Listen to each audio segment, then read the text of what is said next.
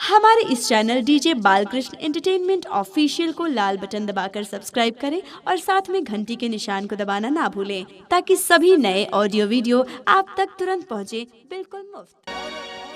जय जय चूंकि समय तो बहुत कम छे हे साहब कतेक दुख हम संसार में ओ बाबा बाबा हो बाबा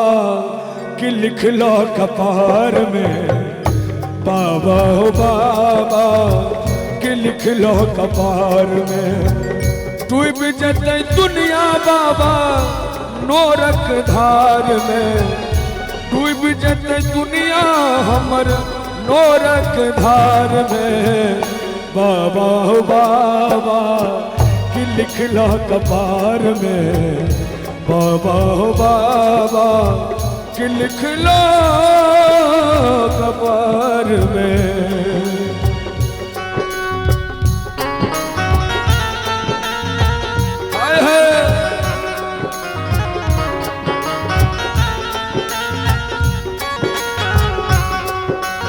जय हो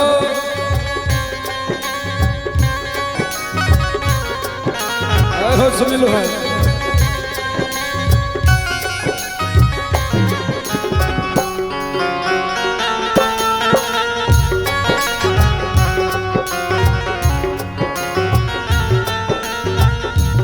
भाव छे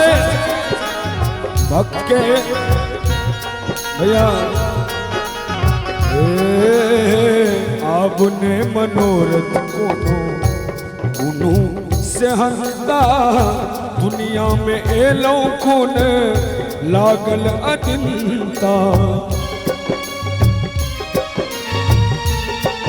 ओ बाबा आपने मनोरथ कोनो से हंसता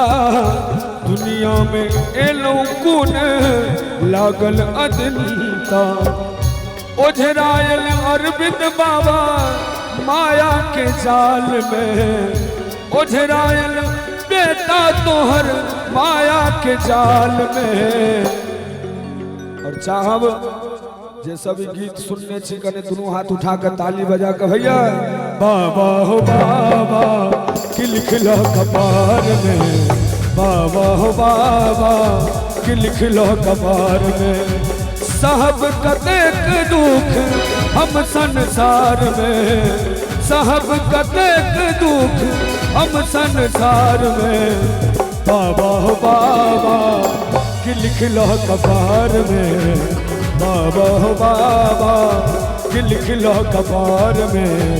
बाबा हो बाबा कि लिख लो